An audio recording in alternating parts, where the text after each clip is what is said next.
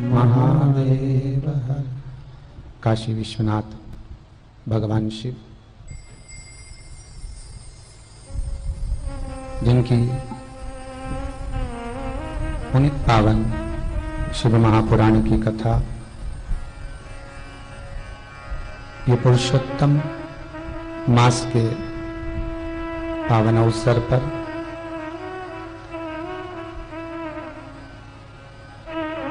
भगवान पुरुषोत्तम की ही कृपा से बाबा विश्वनाथ की करुणा से कथा का जो क्रम ऑनलाइन चल रहा है, घर बैठे भगवान शिव की पावन कथा श्रवण करना है। बस ठीक है।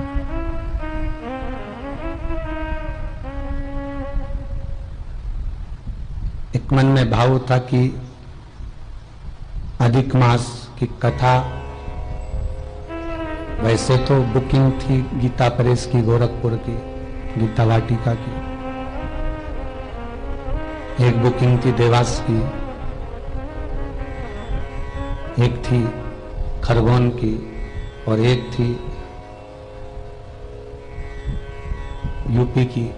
पर बाबा को कहीं कथा अगर वहां होती तो केवल वहीं तक रह जाती।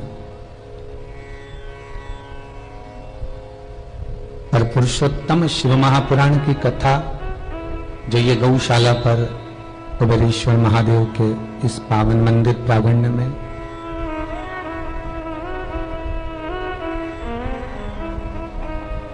जो चल रही है,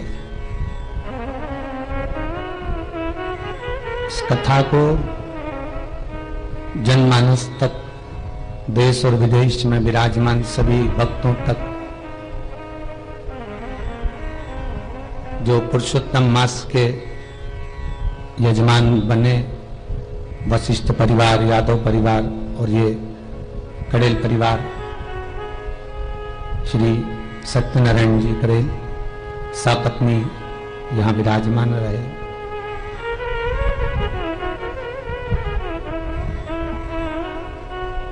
और बहू को भी, बेटे को भी, आपके दोनों बच्चों, उनको सबको धन्यवाद दूंगा जो शिव महापुराण की कथा पिता कोलकाता से चलकर यहाँ आकर करा रहे हैं।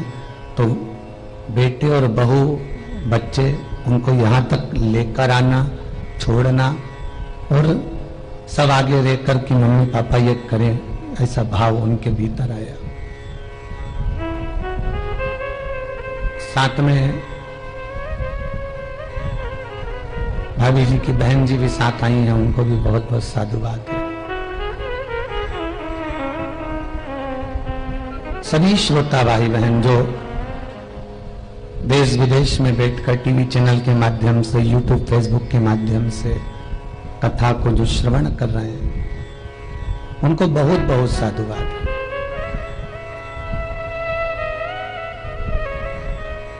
शंकर की कृपा होती है तब जीव कोई सत्कर्म कर पाता है। कमाने को तो एक वेश्या भी धन बहुत कमाती है, पर वो सत्कर्म नहीं कर पाती है, वो धन को सदुपयोग में नहीं लगा सकती।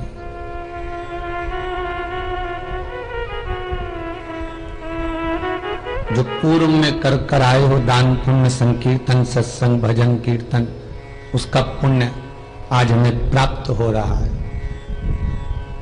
और जो हम अब कर रहे हैं, इसका पुण्य भी किसी दूसरे के खाते में नहीं जाएगा, आपके ही खाते में जाना है।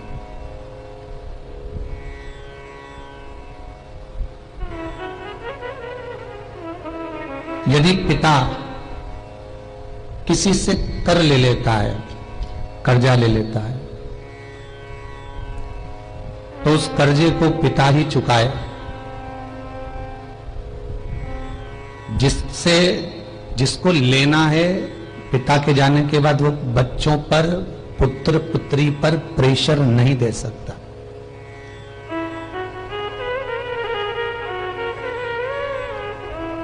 कि आप हमारा पैसा लुटाइए, पर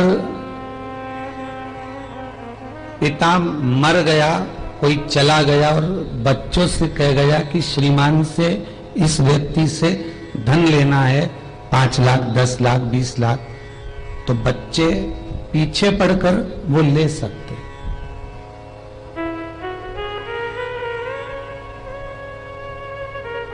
वही तरीका हमारे धर्म और शास्त्रों में वर्णन किया गया, वही तरीका।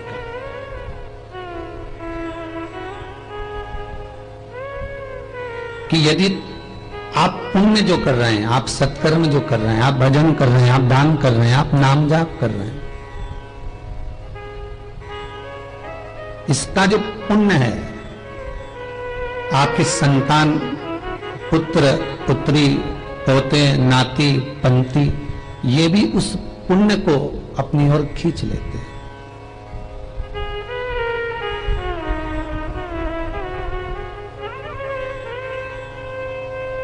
उस पुण्य को प्राप्त कर लेते हैं।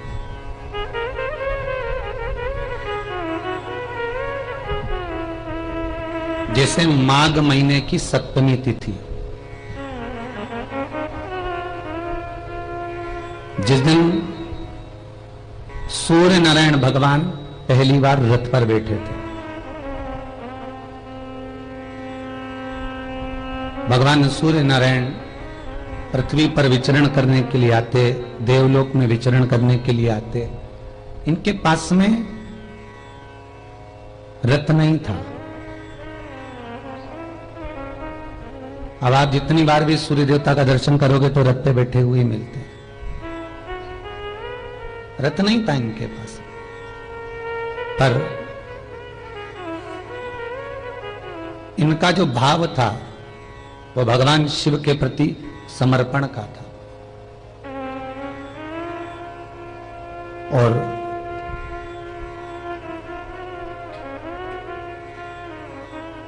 समर्पण का भाव रखकर भगवान देवाधिदेव महादेव से सूर्य देवता ने प्रार्थना करी।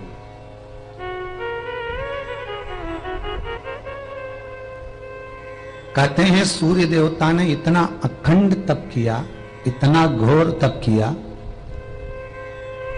सारे देवता उनके पास जा जाकर विनती करने लगे कि आप इस तप से हट जाइए, आप इस तप को समाप्त कर दो।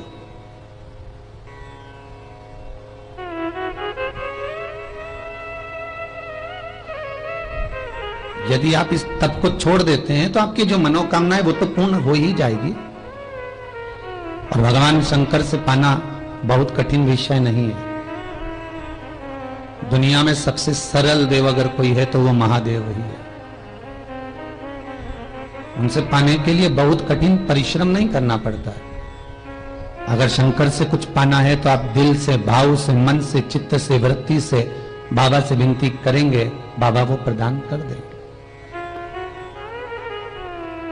शंकर से बहुत कठिनता में नहीं पाया जाता, शंकर से बहुत नम्रता से, प्रेम से, वात्सल्यता से, करुणाता के भाव से, और जो आप दिल से शिव को कह सकते हो, जो आप भगवान शंकर को हृदय से बोल सकते हो, भगवान दे देते। राम, कृष्ण, दत्त आदि जितने भी देवता हैं, विष्णु हैं, नारायण, मेरे ब्रह्मदेव, मेरे देव ऋषि नारद, ये जितने भी देवता हैं, इनको बहुत सारा मनवार करना पड़ता है, लाड़ लड़ाना पड़ता है, बहुत सारा सुख सामग्री भगवान को देना पड़ती है, पर शंकर को मनवार की भी जरूरत नहीं पड़ती। शिव को मनवार भी नहीं चाहिए आपका।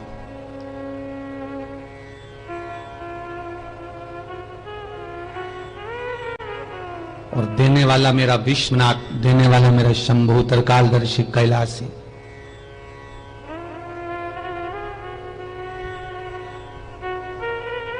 तुरंत सामने गए, आपकी इच्छा शक्ति से आपने बोला, मांगा और उन्होंने दिया। अब कईयों के मन में प्रश्न आ जाता है। आज एक ये बहुत छोटा सा पत्र है, जिसने भी भेजा है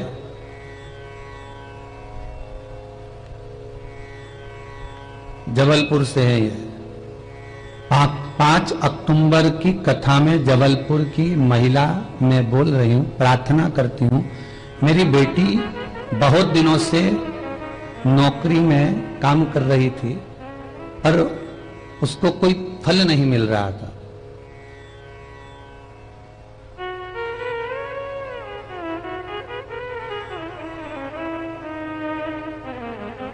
पशुपति व्रत के 2 या 3 व्रत करे हैं, उसके अनुसार प्रमोशन लेटर साथ में प्राप्त हो गया है, उसके लिए मैं बधाई देती हूँ गुरु।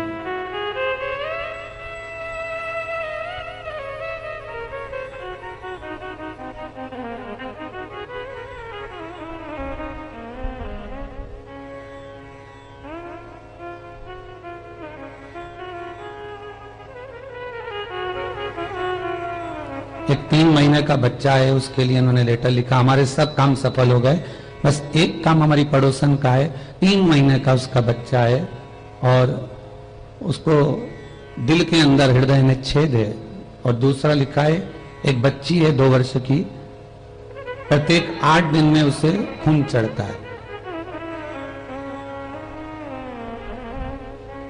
कल एक साजापुर से कोई भैया आए थे, उनका लड़का 14 साल का है जिसको हर दिन 2 दिन छोड़कर खून चढ़ता था। गोयल परिवार सूरत ने जो कथा कराई थी उसमें एक उपाय बताया गया था कि जिसको ब्लड चढ़ता हो उसको रोकने की व्यवस्था। मेरा निवेदन रहेगा, वो हमारे चैनल पर डला हुआ है, यदि आपने हमारे चैनल को जुड़ा है तो उसमें वो पूरा विधान लिखा हुआ है। तो जो साजापुर से भैया आए थे तो उन्होंने कहा था कि मेरे बेटे को जो ब्लड चढ़ता था वो ब्लड अब चढ़ना बंद हो गया है। पहले 2 दिन में चढ़ता था, इनको 1 हफ्ते में चढ़ रहा है। तो आपसे भी निवेदन है कि वो उसका विधान थोड़ा लंबा है, इसलिए आप सूरत वाली कथा कुछ श्रवण कर लें। और जिनके बच्चे के हृदय में छेद है, मैं निवेदन करूंगा गौ माता की गौशाला में जाकर एक तराजू पलड़ा रखकर पलड़े के एक भाग में उस बच्चे को बिठा लीजिए, दूसरे भाग में गुड़ रख दीजिए। बच्चा जिस पलड़े के भाग में बैठता है उसके नीचे आप 7 पेड़े रख दो, मावे के पेड़े के ऊपर एक लड्डू पेड़ा। पेड़ा रखा हुआ भाग का पलड़े पर पहले बच्चों को मत बिठाना, पहले गुड़ रखना और गुड़ रखने के बाद फिर बच्चे को बिठाना। वो पलड़े की मार से नाम और गोत्र बोलते समय वो लड्डू जिस पर बच्चा बैठ रहा है पलड़े पर उससे टूट जाना चाहिए। और वो गाय को गुड़ जो आपने तुला दान करा है उसका भाग दे दीजिए। बच्चे के कपड़े उतार कर उसको किसी को दे दो, गरीब को, और उस बच्चे को वहीं गौशाला में स्नान करा दो। पीपल के 5 पत्ते पानी में गलाइए और पिपलेश्वर महादेव का नाम लेकर 12-15 दिन 1 महीने तक आचमन कराओ, पानी पिलाओ। 2 महीने बाद जाकर डॉक्टर को चेक करवाओ कि छेद कितना भरा कि कितना खाली। करना आपको पड़ेगा, सियोर वाला महाराज कुछ नहीं करने वाला।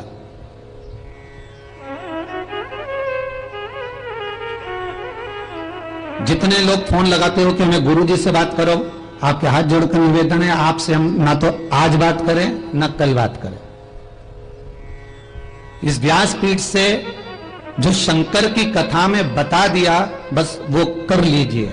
ना तो हम कोई विद्या जानते हैं, ना हम कोई ज्योतिषी जानते हैं, ना हमारे पास में ये घूमने का लफड़ा है हो, और ना अगरबत्ती और नारियल का लफड़ा है।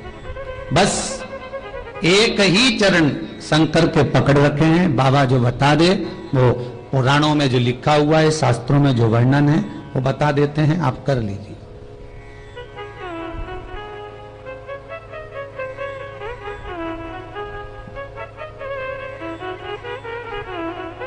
शिव स्मरण करो, शंकर से बड़ा कोई दयालु नहीं हो सकता। महाराज माघ महीने की 7वीं तिथि जिस समय सूर्य देवता को रथ ला कर दिया था भगवान ने,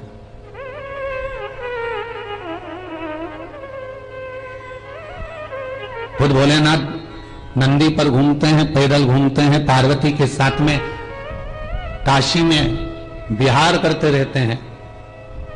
उनके पास में कोई रथ नहीं है, मेरे भोलेनाथ के पास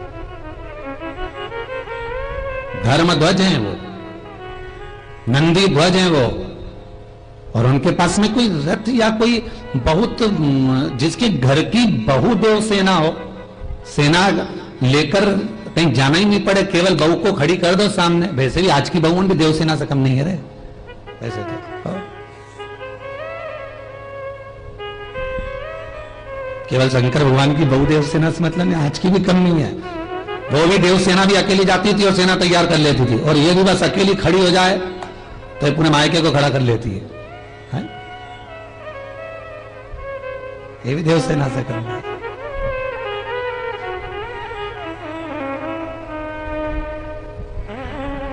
भगवान शिव की बहु देव सेना है तो शंकर के पास तो रथ होना चाहिए, पर नहीं, दे दिया रथ तुम रखो, तुम्हारे पास में रखिए।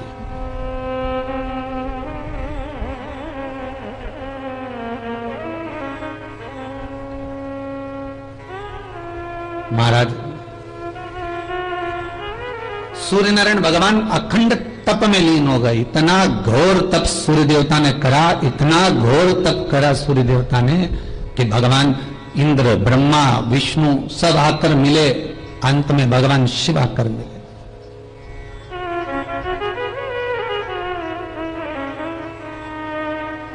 भगवान शंकर पधारे, सूर्य उठिए,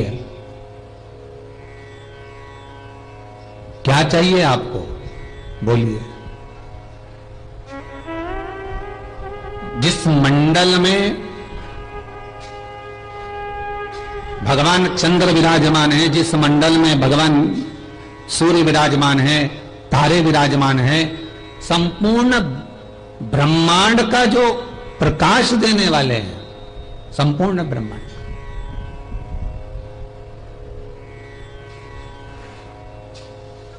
चंद्र भी सुख प्रदान करने वाला वो भी शंकर जी के पास में, और सूर्य भी भगवान शंकर के पास। भोलेनाथ, शंकर ने पूछा क्या चाहिए वो बताओ बस। बाबा भोलेनाथ जी को ज्यादा ये छल कपट, बेईमानी, प्रपंच या ढोंग आदि शिव को भाता ही नहीं है। शंकर को वो सुहाता ही नहीं है। भगवान शिव को तो केवल एक निर्मल भाव, केवल आप जो दिल से मांग लें, जो दिल से कह दें, वो भगवान को स्वीकार हो जाता है, वो भगवान को प्राप्त हो जाता है। और बाबा शिव शंकर भोलेनाथ ओगरदानी तुरंत कहते हैं मांगो, तुम्हें क्या चाहिए बोलो, और जो तुम कहोगे वो तुम्हें प्राप्त हो जाएगा। सूर्य नारायण भगवान कहते हैं महाराज मेरे तप करने का कारण केवल इतना सा है, मेरे तप करने का कारण केवल इतना है कि जब मैं देव कार्य के लिए, जग कल्याण के लिए, जग हित के लिए जब मैं जाता हूं तो मुझे जाने में, जग कल्याण में थोड़ा समय लग जाता है। महाराज गांव में सत्यनारायण की कथा चल रही है, गांव में अखंड रामायण चल रही है, गांव में सुंदर भगवान का पूजन पाठ हो रहा है मंदिर के अंदर, गांव के मंदिर में अखंड रामायण हो रही, गांव के मंदिर के अंदर भंडारा भोजन हो रहा है, गांव के मंदिर के अंदर पारायण चल रही है, या कोई पूजन पाठ हो रही है, या कोई साधना हो रही है।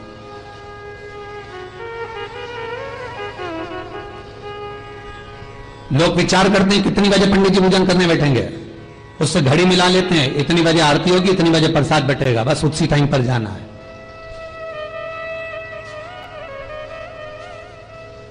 हमें उसी समय पर पहुंचना है, हम उस समय पर वहां चले जाए।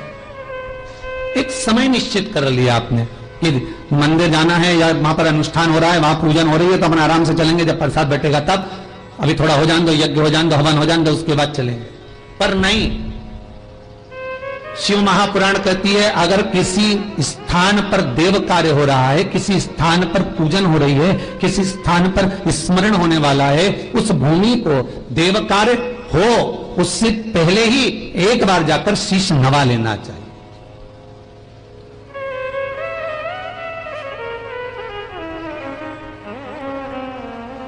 एक बार जाकर शीश नवा ले। और वही सूर्य नारायण भगवान कह रहे हैं कि मैं जब कोई देव कार्य होता है, जब कोई अच्छा कार्य होने वाला रहता है तो मेरे को जाने में देरी हो जाती है। अर्थात कथा करिए देव कार्य में, अच्छे कर्म में, भजन में, पूजन में, स्मरण में, कीर्तन में, नाम जाप में, कथा सत्संग में, कथा कीर्तन में थोड़ा पहले पहुंचने की आदत डालिए।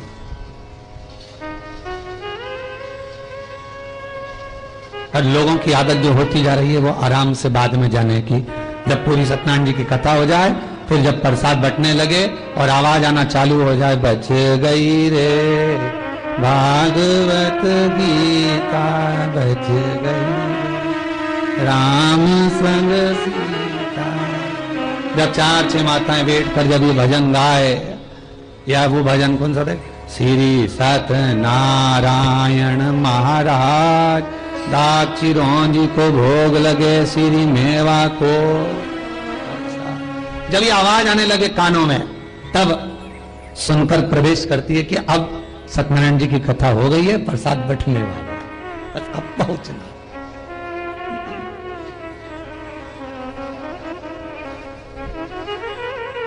ये सूर्यनारायण भगवान की कथा कहती है कि देव कार्य में आगे रहो, सत्कर्म में आगे रहो और पाप कर्म में पीछे। कहीं निंदा हो रही हो, बुराई हो रही हो, हमें क्या बताऊं। सवेरे सवेरे मॉर्निंग वॉक में आज मौका मिला, दूसरी रोड पर घूमने के लिए चले गए। दूसरी रोड पर घूमने के लिए गए तो वहां से 3 माताएं आराम से मॉर्निंग वॉक कर रही थी, जा रही थी। अब उनकी स्पीड भी अच्छी, हमारी स्पीड थोड़ी कम, हम पीछे पीछे। तो हमने देखा, एक वो हमारे साथ में गौतम चौरसिया भी था, तो वो भी हमारे साथ। तो हमने क्या देखा कि वो तीनों बारी बारी, मेरी बड़ी बहू तो ऐसी, भैया कल दाल बाटी बनाई, हमारे से पूछी ही नहीं उसने दाल बाटी की, तो बना के रख के चली गई। फिर बीच में चल रही थी, वो थोड़ी चुप थी, इधर वाली बोली, आओ बहुवन तो हो ही ऐसी, हमारी भी ऐसी कैसी धरी, मॉर्निंग वॉक कर रही है। फिर बीच की बोली, हौरी सही बात है बिल्कुल, बहुवन तो सब ऐसी आ रही, बाप कहीं होगा इनका। 1.5 किलोमीटर तक वो केवल बहु निंदा ही करती रही। हमने गौतम चौरसिया से बोला, गौतम आज हरि नाम की जगह निंदा नाम मिल गया है, थोड़ा कथा सत्संग प्रवचन में मंत्र जाप थोड़े ज्यादा करना पड़ेगा। अब वो हटे भी नहीं, हम जैसी थोड़े आगे हों वापिस दौड़ दौड़ के फिर आगे आ जा। आज तो हमने सोचा भगवान ने मुहूर्त बिगाड़ा है, निंदा ही रस मिल रहा है थोड़ा, फिर वो और सब होंगी लगभग 65 साल की, 40, 45, 50, 60 साल, सब डोकरी ऑन सब। अच्छा, उन तीनों में से एक के मुख से भी ये नहीं निकला कि तुम निंदा मत करो बहू की, तुम निंदा मत करो किसी। अगर एक बोल देती, पर करें क्या, पाप के घड़े को जो भरना है, भगवान किसी की बुद्धि में उस समय पर श्रेष्ठ विवेक प्रदान करता ही नहीं है। श्रेष्ठ विवेक नहीं देता।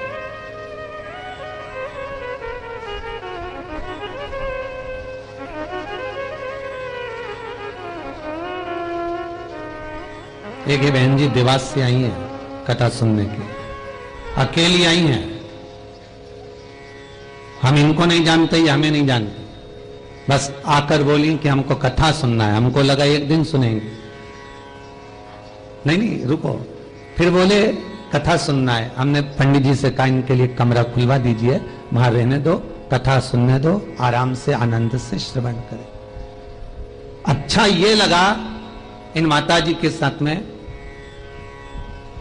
अंदर जाकर मूंग की दाल गलवाकर, चने गलवाकर उसकी बड़ी तोड़ गई, बड़ी तैयार कर ली, अकेली घूमती, माला जपती रहती, भजन करती रहती। शंकर जी की शिव पुराण के सामने मैंने परसों देखा, शाम के समय पर कुर्सी लगा के बैठकर शंकर की पुराण को देखती रही।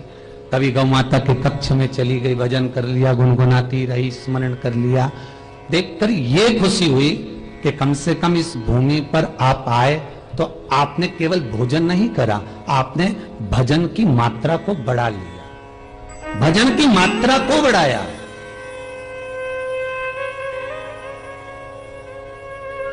और जी ऐसे लोग इस आश्रम में, इस गौशाला में, इस वृद्धाश्रम में, इस कुबेरेश्वर भंडारी के मंदिर में रहे, मना नहीं हो। कथा सुनो, पेट भरकर भोजन करो, पर उससे ज्यादा प्रबल है कलयुग केवल नाम आधार। फिर कहूंगा, मंदिर जाने से पाप नहीं कटता, तीर्थ जाने से पाप नहीं कटता, नदी और तालाब नहाने से पाप नहीं कटता। पाप कब कटेगा? जब आपके मुख से राम निकलेगा, जब आपके मुख से शंकर निकलेगा, आपके मुख से कृष्ण निकलेगा। भगवान का भजन तुम जितना करोगे, इस शरीर का पाप तब कटेगा। क्योंकि मंदिर जा रहे हो तो ये शरीर जा रहा है, तीर्थ जा रहे हो शरीर जा रहा है, मन तीर्थ जाकर भी नहीं पहुंचा। लोग बद्रीनाथ में रहते हैं और घर पे फोन लगाकर पूछते हैं छोरा कैसा है, तो गई थी तीर्थ?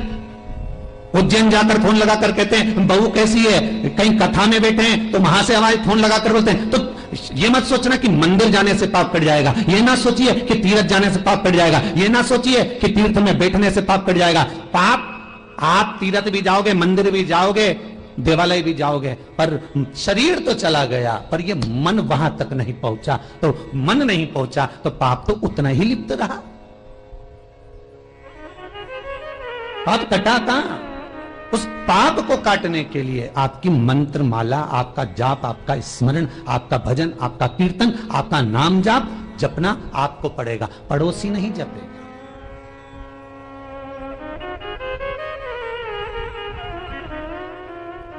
अम्मा मर गई, पंडित जी बोल रहे एकादशी दो।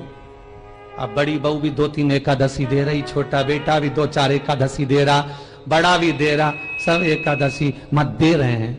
अम्मा मर गई, एकादशी दे रहे हैं। अब बड़ी बहू का मन बिल्कुल नहीं रहा, भूखा तो रेता नहीं बने, अब डोकरी को एकादशी तो देना ही पड़ेगी। तो दूसरे से क्या असर रखना आपको? अपनी एकादशी खुद करते चले।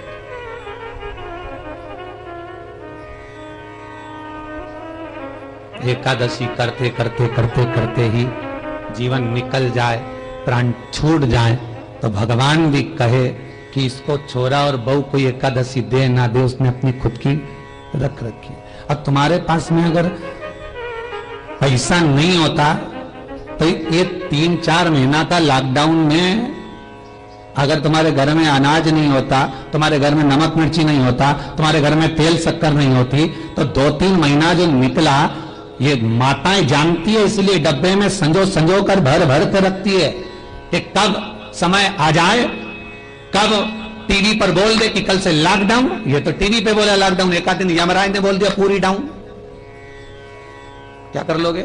तो जैसे समझदारी घर की माताएं करती है, डब्बे में सामान भरकर आटा, चावल, दाल, शक्कर 4-5 महीने का बुजुर्ग माताएं पहले भर के रखती थी, जो भर के रखती हैं उनसे सीख लो कि जीवन का कोई ठिकाना नहीं। जैसे अभी बोल दिया लॉकडाउन, सब बंद, उसी तरह भगवान यमराज भी कह दे चल, फिर तो डब्बे में माल होगा, बोरियों में अनाज भरा होगा, सामान रखा होगा, तो वो काम आएगा कि नहीं आएगा? तो एकादशी का व्रत तुम कर लोगी तो तुम्हारा डब्बा तो भरा मिलेगा कि नहीं मिलेगा?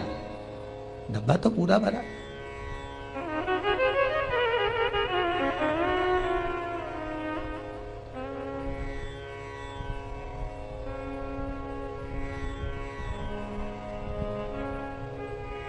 सोमवार, मंगलवार, बुधवार, गुरुवार, शुक्रवार, शनिवार, ठीक है।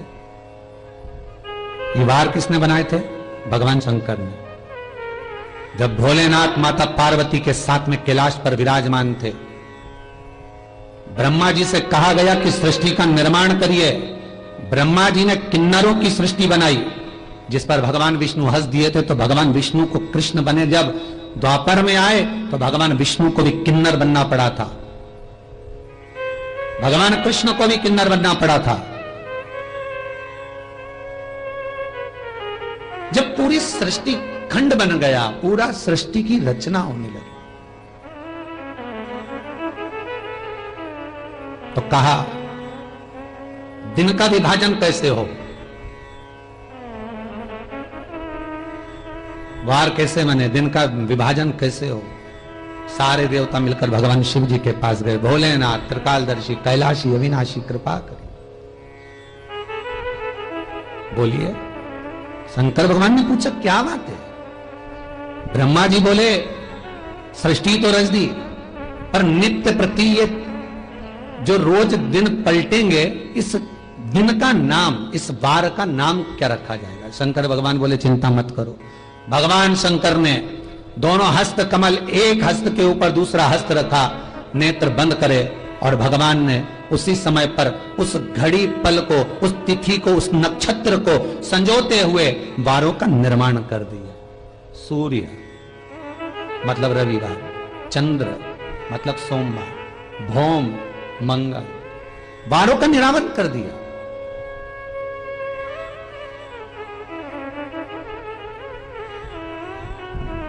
जब वार निश्चित हो गए, गरुड़ पुराण सुनी है किसी ने?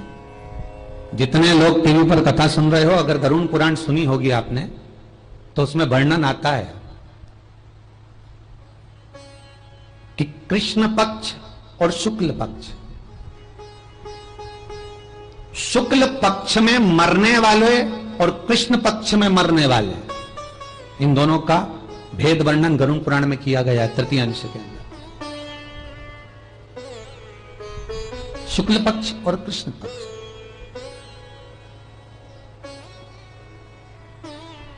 कृष्ण पक्ष के अंदर जो व्यक्ति अपने प्राणों को त्यागता है, कृष्ण पक्ष के अंदर जो व्यक्ति मरता है, उसकी गति, उसका वर्णन गरुड़ पुराण करती है।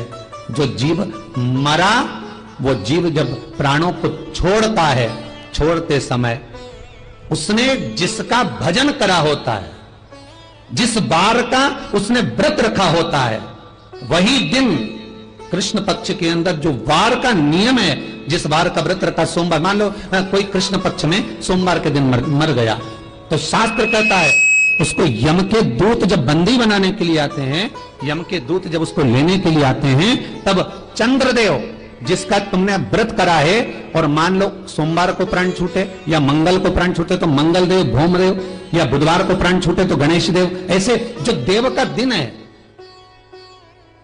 दिशा, दिन, तिथि, नक्षत्र, समय से सब बटा हुआ होता है। तो जो वार का जो देव है, जब प्राण छूटते हैं कृष्ण पक्ष के, शुक्ल पक्ष के अंदर, तो वो देव यमदूतों के साथ नीचे आता है, सामने खड़े होकर यमदूत के साथ उन प्राणों को लेकर जाता है। तो कहा जाता है 3 रात्रि तक वो जीवात्मा को, जिसका स्मरण व्रत किया होता है शुक्ल पक्ष में, उसी के घर में उसको भोग और विलास के लिए रखा जाता है, सुख के लिए रखा जाता है।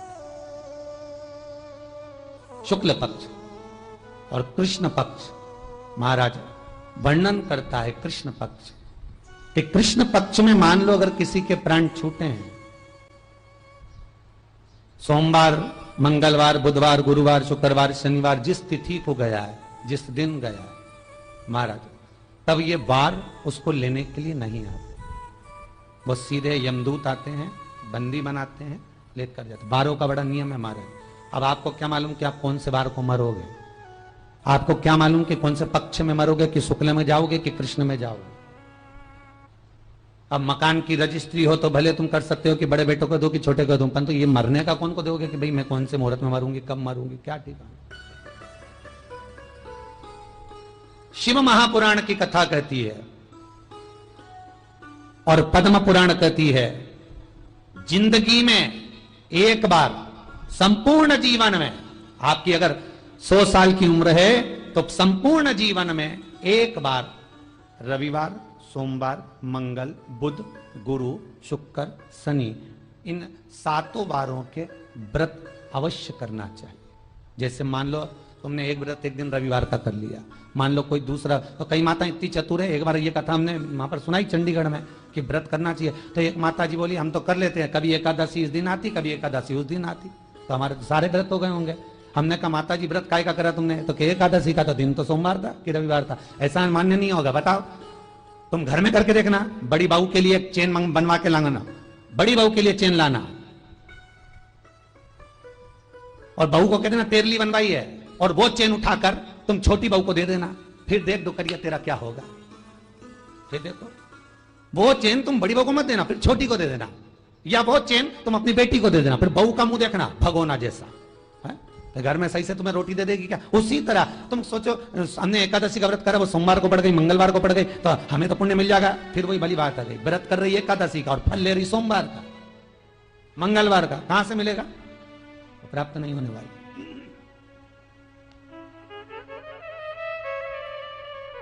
प्रयास करना अपने जीवन में, पूरे 7 दिन तक भूखे भले ना रहिए।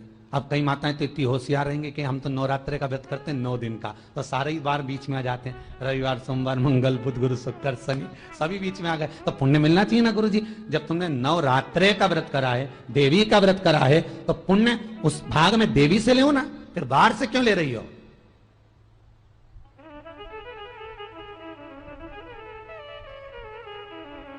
और सरल भाषा में समझ लो, फरियाल बना तुम्हारे लिए और खा गई बहू, और इतना सा नहीं रखा, बस साबुदाना, ना चिप्स, ना मिक्सचर, ना खीर, कुछ नहीं, तो फिर बुरा लगेगा कि नहीं लगेगा?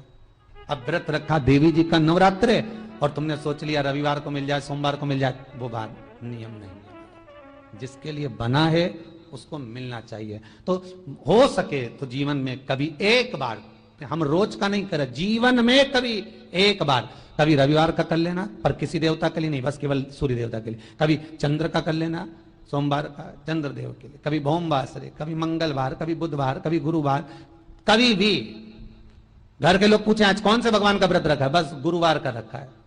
किसका है? तो क्या वार का है, गुरुवार, बृहस्पति महाराज, बस वार। शुक्र का, बुद्ध का, एक बार 7 दिन के व्रत पूर्ण कर लेना चाहिए। क्यों? कि बाद में मान लो किसी भी पक्ष में प्राण छूटे, किसी भी पक्ष में गए हो,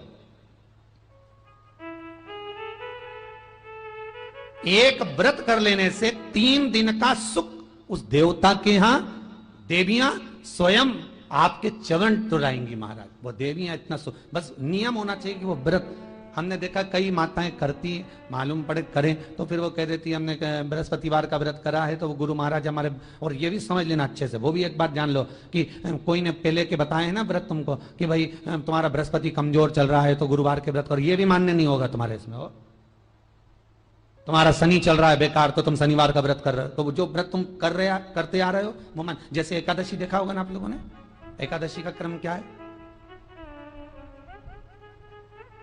कि 3 वर्ष में एकादशी का एक भाग पलटा जाता है। विष्णु पुराण, आपने एकादशी करी 2 साल तक लगातार 24-24 करी, ठीक है। फिर आ गया अधिक मास, 2 एकादशी आ गई, कितनी हो गई? 26। अब 26 एकादशी जब आपकी पूर्ण हो जाए, 26 एकादशी का भाग पूर्ण हो जाए, तो एक बार एकादशी को बीच में मार्ग छोड़ देना चाहिए, फिर दूसरी एकादशी से फिर प्रारंभ कर देना चाहिए। एकादशी का, और जो फिर चालू करी, फिर कोई मौका मिल गया, हो गई पूर्ण 3 साल की, उसका क्या फल है महाराज? शास्त्र कहता है जैसे कोई जीव चला गया, मर गया, उसको अगर आपने एकादशी दी है, आपने मरने के बाद दी, जीते जी दे दी तो कोई बात नहीं, पर मरने के बाद अगर आपने एकादशी दी है किसी व्यक्ति को कि हमने 5 एकादशी इसको दी, तो 5 एकादशी जब पूरी हो जाए तो उसके बाद में आपको 1 एकादशी छोड़ देना चाहिए। फिर आप जो अपने लिए एकादशी करें, फिर अगली एकादशी से प्रारंभ कर दो, और बीच में 1 एकादशी को बीच में रोक दिया जाता है। क्यों? क्योंकि वो आपने जिस जीव को दी है उसको छोड़ने के बाद में 1 एकादशी का विराम कर फिर अगली एकादशी के क्रम को प्रारंभ कर दिया पूर्णतः। शिव कथा कह रही है महाराज, 7 बार का निर्माण भगवान शंकर ने कर दिया, 7 बार। और बाबा ने निर्माण करा, एक एक बार का स्मरण कराया। जो इस बार को भजता है उसको ये सुख मिलता है, जो ये भजता है उसको ये सुख मिलता है। गरुड़ पुराण कहती है कृष्ण पक्ष और शुक्ल पक्ष के जो प्राण छूटने वाले क्रम होते हैं उसमें ये वारों की महत्वता बहुत होती है, बहुत। हमारे वेदव्यास जी महाराज ने, श्री पाराशर बाबा ने कितना कितना पुराणों के अंदर लिख दिया कि यहां तक वर्णन लिख दिया कि व्यक्ति मरने के बाद स्वर्ग गया है कि नरक गया है, यही देख ले सकते हैं।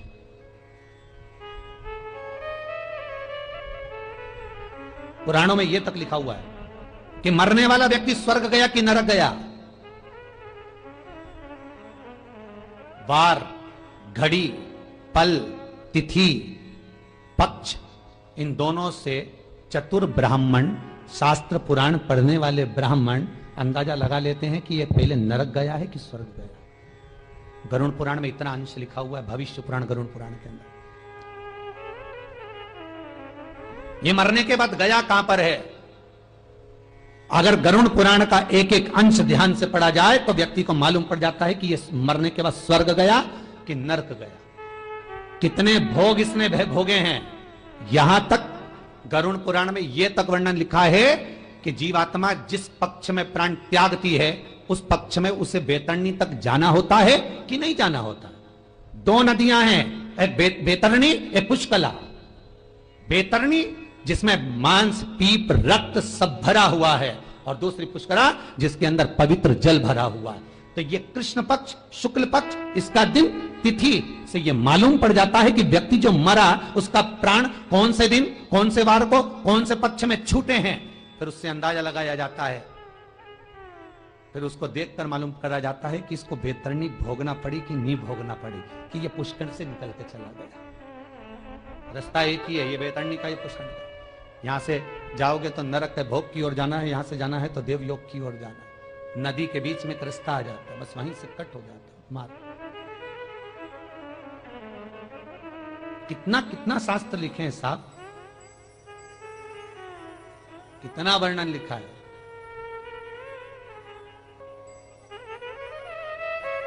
पटेल जी, एक ब्रह्मवेत्ता पुराण के अंदर एक बात बहुत सुंदर लिखी है कि जीव की जो गति है, उस जीव की गति में जो बच्चे अपंग जन्म ले लेते हैं, विकलांग, उसका भी वर्णन ब्रह्मवेत्ता पुराण के अंतर्गत लिखा है हमारे। और यहां तक लिखा है कि उसकी मुक्ति का क्या साधन करना चाहिए, उसका मोक्षार्थ साधन क्या है, उसका स्मरण साधन क्या है।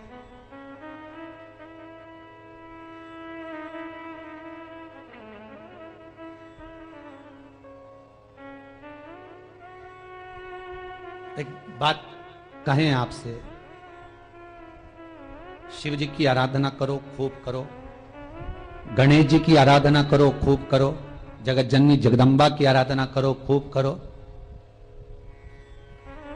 पर जब शिवलिंग के मंदिर में, शंकर का जहां शिवलिंग है, शिवालय है, मंदिर हो, उस मंदिर में जब आप जल चढ़ाने के लिए जाएं महाराज, तो बहुत ध्यान रखना चाहिए। जब जल चढ़ाने के लिए जाएं तो वो जल जब चढ़ाएं तो शंकर जी पे चढ़ा दो, गणेश जी पे चढ़ा दो, माता रानी पर चढ़ा दो, मना नहीं है। पर उस कलश से जल कार्तिकेय को समर्पित ना करें।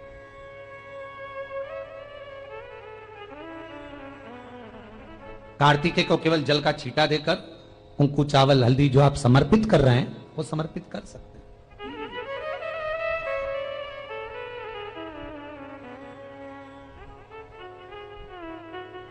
उसका समर्पण है। क्योंकि एक बार भगवान शंकर पार्वती विराजमान थे।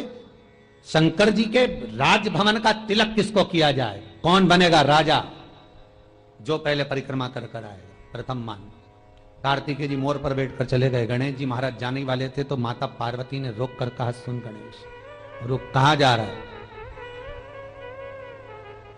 आता हूं मां। कहां जा रहे हो? बस आता हूं। इतने में माता लक्ष्मी का आगमन हुआ। गणेश जी जब छोटे थे तो माता पार्वती ने लक्ष्मी जी को गणेश जी दे दिए थे गोदी, इसलिए दिवाली पर लक्ष्मी गणेश की पूजन होती है। गोदी चले गए। माता लक्ष्मी ने बुलाकर कहा, गणेश एक काम कर, कहीं मत जा, माता पिता की परिक्रमा कर ली। गणेश जी ने माता पिता की परिक्रमा कर ली। कार्तिकेय जी आ गए। गणेश जी का तिलक देखा तो कार्तिकेय को रुष्टता हो गई, क्रोध आया।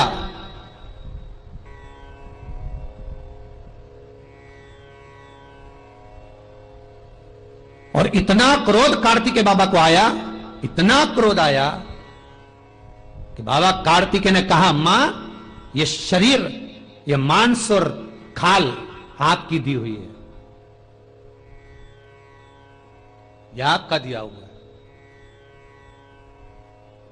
ये काया मांस आपका दिया है। बड़े भाई का अपमान कर कर छोटे भाई को तिलक करवा दिया। नहीं चाहिए मुझे ये मांस और ये काया।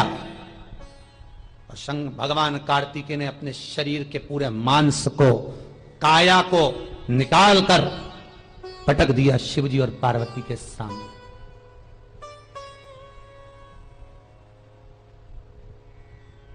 काया भी निकाल दी, मांस लोथड़े लोथड़े निकाल कर पटक दिया। केवल एक कंकाल, केवल एक कंकाल।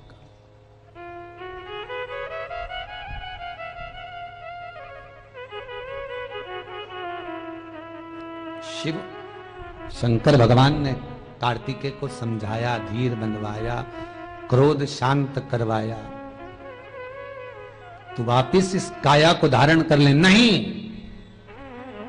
बाबा, बस निवेदन करना चाहूंगा कि मैं इस काया में तो नहीं, पर जैसे आप एक पिंडी के रूप में हो तो मैं भी एक पिंड बन जाऊं।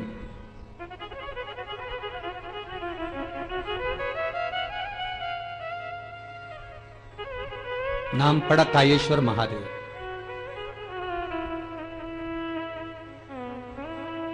दुनिया में केवल एक ही मंदिर है जिस शिवलिंग का स्पर्श, दर्शन स्त्री नहीं कर सकती। कर्नाटक में आज भी वो शिवलिंग विराजमान है, कायेश्वर, जिसमें केवल पुरुष ही अंदर जाते हैं, स्त्री झांकने भी नहीं जाती। पिंडी स्वरूप में जब कार्तिक हो गए, कार्तिक को क्रोध इतना प्रबल था, कह दिया, मां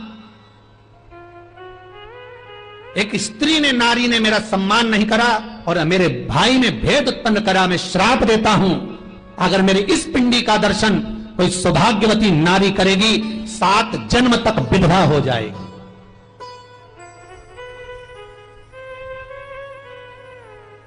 सौभाग्यवती नहीं रह पाएगी। इसलिए कायेश्वर शिवलिंग का दर्शन वर्जित है, स्त्री के, नारी के, बंद। ये छूटे ना।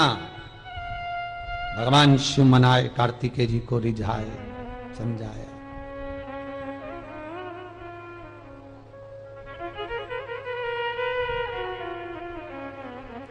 एकांत का निवास कार्तिकेय बाबा करे। यह शास्त्र कह रहा है, समय, घड़ी, पल, दिन, तिथि, तारीख, पक्ष, कृष्ण शुक्ल, इससे यह मालूम पड़ जाता है कि जीव कहां गया है, कहां पहुंचा है, उसकी गति क्या है।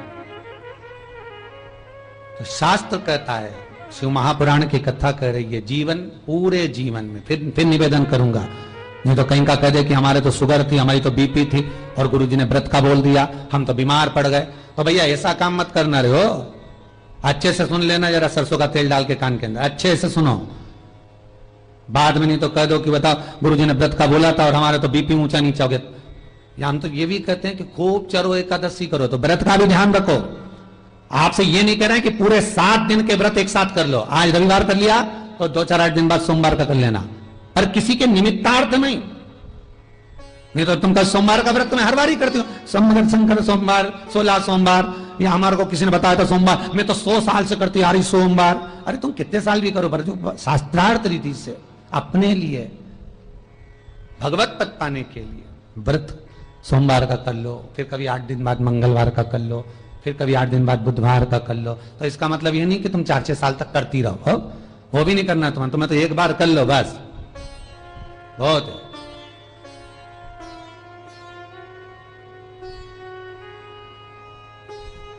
कई शास्त्र रीति जानने वाले पत्रिका देखकर बोलते हैं कि तुम बृहस्पतिवार का व्रत करो, कोई बोलते हैं शनिवार का व्रत करो, पर एक बात समझ में नहीं आती कि तुम व्रत तो करो,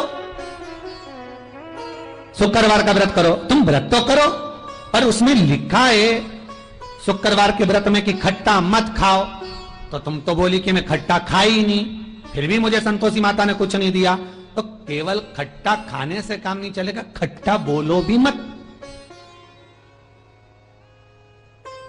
अब संतोषी माता का व्रत, खट्टा खाऊंगी नहीं, पर सुबह से इतना खट्टा बोल रही, कहीं बहू से, कहीं सास से, कहीं इससे, कहीं उससे, इतना खट्टा बोल रही, तो बताओ व्रत का फल मिलेगा? रे जी जी बोलो तो रही, जो टीवी के सामने बैठी हो, दिल से बोलो रही। तुम भले हमें ना दिख रही हो, पर हमको ये लग रहा है कि तुम प्रेम से कथा सुन रही हो, तो अच्छे से दिल से मुंडी हिला दो, हम समझ जाएंगे कि तुम बोल रही हो, फल तो मिलेगा।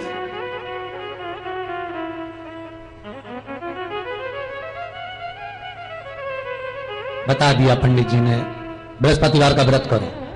अरे बृहस्पतिवार का व्रत करा है तो थोड़ा मौन रहो, मौन रहो।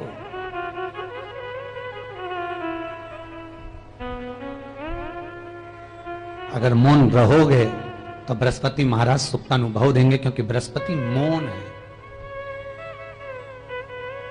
बृहस्पति मौन। देव गुरु बृहस्पति का अपमान इंद्र ने कर दिया था।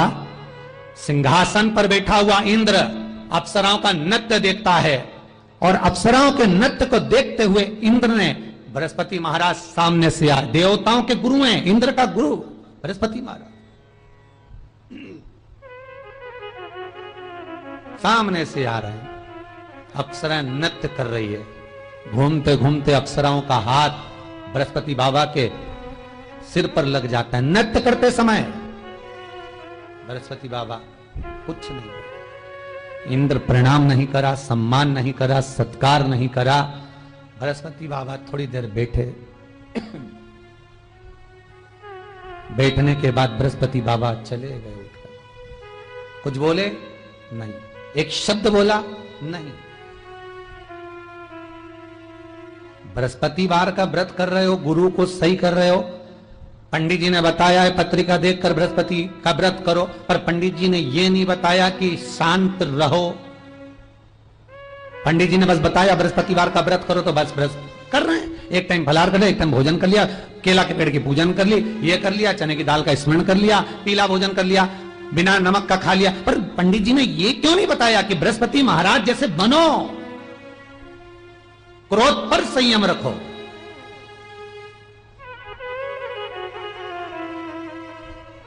बृहस्पति महाराज जब रूठ कर चले गए, बोले नहीं। फिर हुआ क्या था, इंद्र महाराज ने दूसरा गुरु बना लिया था, विश्वरूपा जी। उनके 3 सर थे। एक सर राक्षसों को भोजन देता था, इंद्र को क्रोध आया, सिर काट दिया, ब्राह्मण हत्या पीछे चढ़ गई। इंद्र कमल की डंडी के अंदर छुपे रहे हजारों वर्ष तक। देव ऋषि नारद को लगा इसे छुपे रहोगे तो कहां काम चलेगा। देव ऋषि नारद ने इंद्र को भेजा कि ब्राह्मण हत्या को बांट दो, तब ब्राह्मण हत्या को बांटा। पानी को दिया तो पानी के ऊपर जो फेन होता है वो ब्राह्मण हत्या का अंश है। अग्नि को दिया, अग्नि के ऊपर जो नीली लपट होती है वो ब्राह्मण हत्या का अंश है। पृथ्वी को दिया, पृथ्वी का जो बंजर भाग है वो ब्राह्मण हत्या का अंश है। नारी को दिया, स्त्री का रजस्वला होना ब्राह्मण हत्या का अंश है। तब दधीचि ऋषि की अस्थियां लाए, उसके शस्त्र बनाए, तब इंद्र ने युद्ध लड़ा, तब वृत्रासुर का अंत किया। तो बृहस्पति जी जितने नम्र हैं उतना कोई देवता नम्र नहीं हो सकता। ऐसी नम्रता आपके भीतर आना चाहिए, तब उसका पुण्य मिलेगा। तो निवेदन है सोमवार, मंगलवार, बुधवार, गुरुवार, शुक्रवार, शनिवार, पर उसको कोई ने बताया हो आपको कि इसके लिए करना है, ये ग्रह सुधारने के लिए करना है, वो ग्रह सुधारने के लिए करना है, उसको इसमें जोड़ना मत ही। ये केवल धर्मराज का व्रत है, समझ लो, केवल धर्म का व्रत है। हमें तो रविवार, सोमवार, मंगलवार, बुधवार, गुरुवार, शुक्रवार, शनिवार, ये 7 बार का स्मरण हमें करना है, एक बार।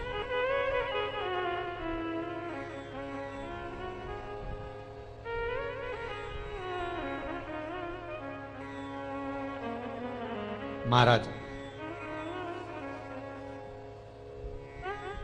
कोई व्यक्ति स्वस्थ है, स्वस्थ है और उसका एक्सीडेंट हो गया है, मान लो, या कोई बड़ी बीमारी ने उसको घेर लिया और डॉक्टर ने कह दिया कि अब ये हाथ से निकल गया, इसका कुछ हो नहीं सकता, घर ले जाओ। निवेदन करूंगा, अगर व्यक्ति की श्वासें चल रही है और आप चाहते हो कि इसकी उम्र अभी बहुत बची हुई है, कोई बहुत बुजुर्ग हो उसके लिए नहीं है ये, नहीं तो तुम सबके लिए कर दो। कोई अधड़ है, 33 साल का, 40 साल का, 50 साल का, 60 साल का और कम उम्र का, अंतिम सांसें चल रही है और उसको बचाना है, तो एक काम कर सकते हैं, जो यमदान होता है, गरुड़ पुराण में उसका वर्णन है, स्कंद पुराण में भी है, पद्म पुराण में भी है। यमदान, यमदान किसको कहते हैं? एक काला कम्बल, उसको लोहे के बर्तन में, तगाड़ी बाल्टी जो हो लोहे का, उसके अंदर रखकर, काला कम्बल लोहे का बर्तन में रखकर उस पे 5.25 किलो कोई अनाज रख दो, और अगर 5.25 किलो अनाज नहीं रख सकते तो 5 रुपए और चवन्नी 5.25 रुपए उसमें रख दीजिए। आपके पास में अनाज नहीं है 5.25 किलो, तो 5.25 रुपए उस पर रख दीजिए।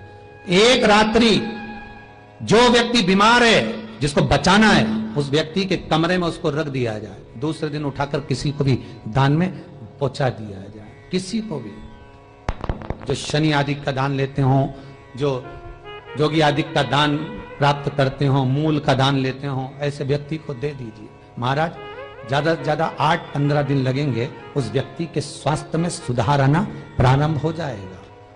मर तो नहीं सकता, बच जाएगा। यमदान,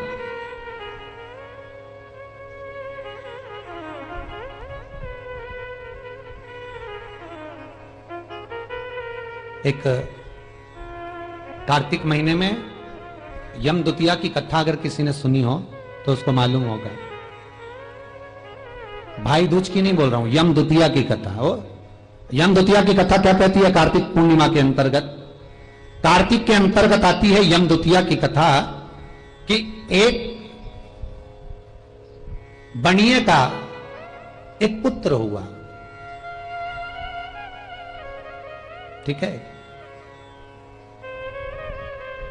शायद ये तो उसमें भी डली हुई मिल जाएगी आपको, यूट्यूब पर आदि पर भी मिल जाएगी। यम द्वितीया की कथा निकालोगे ना तो आ जाएगी। एक बनिए के एक पुत्र हुआ और वह पुत्र 14 वर्ष की आयु में आया,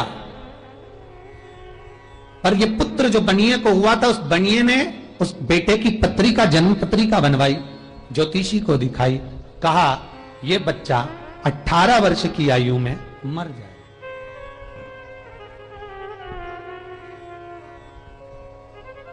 बनिए की पत्नी पति से बोली, सुनो बेटा हो गया है 16 साल का, मेरा मन है शादी कर दे।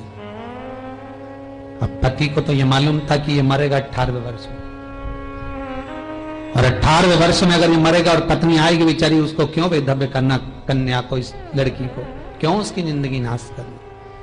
पर करूं क्या, बता सकता नहीं, बोल सकता नहीं। आखिरी में पत्नी ने विचार कर लिया कि मैं अपने लड़के की शादी 3 महीने के अंदर कर दूं। लड़की देख ली, विवाह की तैयारी होने लगी। पति ने समझाया, नहीं मानी। आखिरी में पति ने कह दिया अपनी पत्नी से कि ये 18 वर्ष का जब होगा तो ये मर जाएगा, क्यों शादी कर रही है। पत्नी कहने लगी, मर जाएगा, कम से कम बहू का सुख तो देख लूंगी ना मैं। बेटा कुंवारा तो नहीं मरेगा ना, शादी तो कर दूं ना मैं।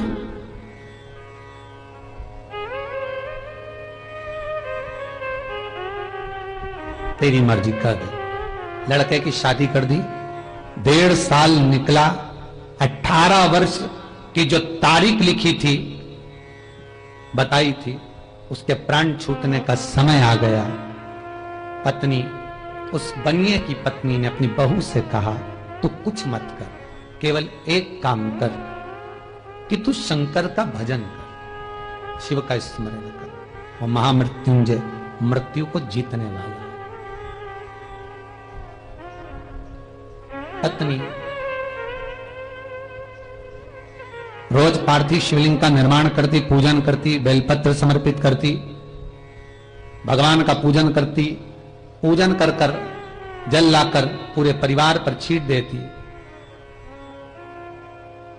एक दिन भगवान शंकर प्रसन्न हो गए, भगवान शिव को प्रसन्नता हो गई, और इतनी प्रसन्नता भगवान शिव को ही, इतनी प्रसन्नता हुई कि शंकर भगवान वहां पधार गए। और भगवान शंकर आए, आते से पूछा, बेटा क्या चाहिए आपको, क्यों तप साधना कर रही हो? संत का वेश रखकर भगवान पधारे। बहू कहती है, मां कहती है, सब शंकर की आराधना में। पत्नी कहती है, मेरे पति की अंतिम क्षण है।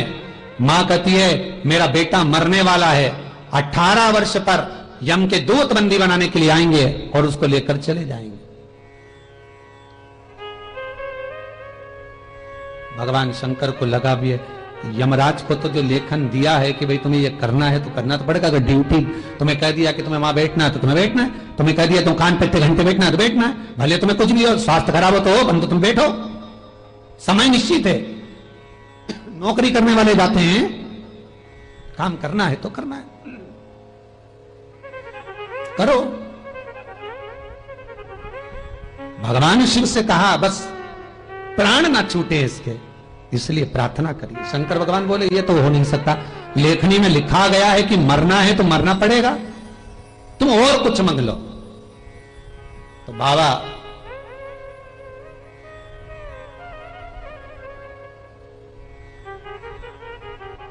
भगवान शिव तो कह दिए कि प्राण तो छूटेंगे। बहू और मां आराधना में लीन है, आराधना में। शंकर भगवान जो रूप रखकर आए थे संत का, उन्होंने इतना जरूर कह दिया कि देख,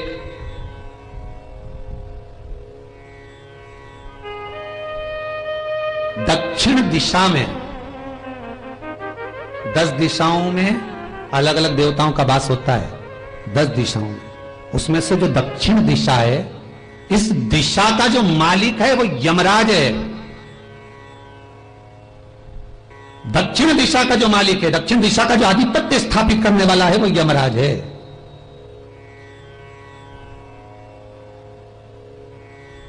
और यमराज पर भी अगर कोई आधिपत्य स्थापित कर लेता है तो वो यमराज की धर्मपत्नी धुमोरना है। यमराज की धर्मपत्नी का नाम धुमोर। अगर कोई दक्षिण दिशा पर आधिपत्य है यमराज का, यमराज पर आधिपत्य है धुमोरना का, यमराज की पत्नी का, एक काम करो, तुम्हारे पति को अगर बचाना है तो इतने में तो, पति को अगर बचाना है तो बस धुमोरना का स्मरण करा जाए। अब मालूम पड़ा, सूचना मिल गई कि बेटा तो मर गया, जिसके लिए अनुष्ठान कराया था, जिसके लिए पूछ रही है, वो मर गया, शव पड़ा है।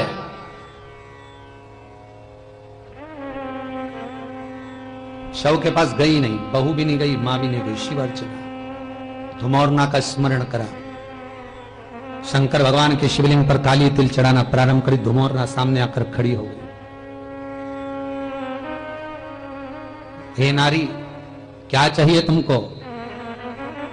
पति के प्राण, बेटे के प्राण। कार्तिक मास की कथा है। बेटे के प्राण चाहिए, वो कहती है मुझे पति के प्राण चाहिए। धुमोरना कहती है उन्हें हुआ क्या है? अब इन दोनों के पास सूचना आई ना आई कि पति मर गया, पर ये अपनी साधना को नहीं छोड़ी। धुमोरना से कहती है मेरे पति के 18 वर्ष की आयु दी है, वो मरने वाला है। धुमोरना ने कहा अगर वो मर गया हो तो मान लो मर गया हो तो। यमराज की पत्नी धुमोरना कहती है तुमने मेरी और शिव की आराधना करी है, मैं दक्षिण दिशा की महारानी हूं, चिंता ना करिएगा, मैं दक्षिण का मार्ग रोक दूंगी, क्योंकि पहली स्त्रियां मिली जिसने मेरा आराधना करी। दुनिया के लोग यमराज को मनाते हैं, शनि महाराज को मनाते हैं, बृहस्पति को मनाते हैं, सब देवताओं को मनाने में लगे रहते हैं, पर पहली तुम मिली जिसने शंकर के कहने पर मेरी आराधना करी है। वचन देती हूं जाओ, तुम्हारे आंगन में जो काला कम्मल पड़ा हो, लोहे का सामान पड़ा हो, यमराज जब बंदी बनाने के लिए यमदूत आएंगे, वो सामान अगर रखा हुआ दिख गया तो वो लेकर नहीं आएंगे, क्योंकि मैंने वचन दिया था उनको। रख दो उसके सिराने पर। दौड़ी बहू, दौड़कर लोहे का जो सामान पड़ा था उसमें कम्मल रखकर 5.25 किलो अनाज धरकर पटक दिया, और आराधना में धुमोरना की आ गई। मरा हुआ पति, गरुड़ पुराण कहती है जब प्राण छूटते हैं, प्राण छूटने के 3 दिवस तक जीवात्मा एक एक पहलू से आत्मा जब निकलकर जाती है, तो एक पृथ्वी के आकर्षण से जब दूर होती है तो उसमें 3 दिन लगते हैं। अब धुमोरना ने जो रगवाया, यम के दूत लेकर जा रहे थे तो हाथ से वो जीवात्मा वापिस छूट गई। छूटने का कारण पूछा यमदूतों ने, हुआ क्या? तभी एक यमदूत बोला नीचे लोहे का पात्र और काला कम्मल और 5.25 किलो अन्न का भाग रखा है। अर्थात यहां पर धुमोरना देवी ने कहा था अगर कोई यमदूत इसको देखकर भी उठाकर लाएगा तो उसके भी प्राणों को छोड़ना पड़ेगा। उन्होंने प्राण वापिस दे दिए, प्राण वापिस।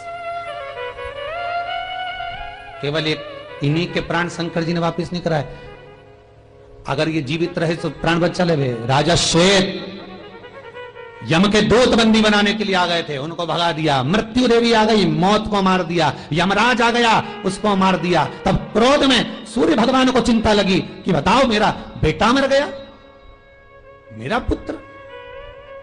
शंकर भगवान ने कहा अगर मृत्यु लोक में आना है लेने के लिए तो मेरी आज्ञा के बिना नहीं आ सकते। बहुत कठिन है। रविवार, सोमवार, मंगल, बुध, गुरु, शुक्र और शनि, ये 7 जो वार रहते हैं, इन वार में प्राण जो छूटे हुए हैं, निवेदन है अपने द्वारा जो व्रत किया जाता है, उस व्रत जिस वार का होता है, ना जाने कब हमारे प्राण कौन से वार को छूटे, किसको मालूम है साहब। अपना कर्म खुद कर कर चलो,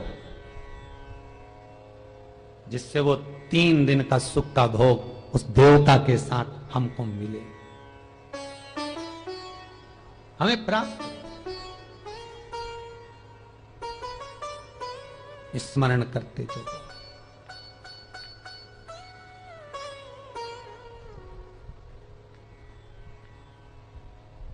और जब स्मरण करते हुए चलेंगे,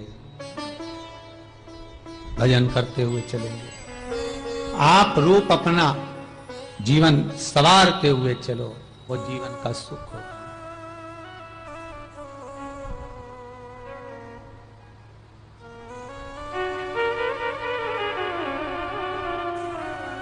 बस मन में शिव हो, जाना है हमको कैलाश।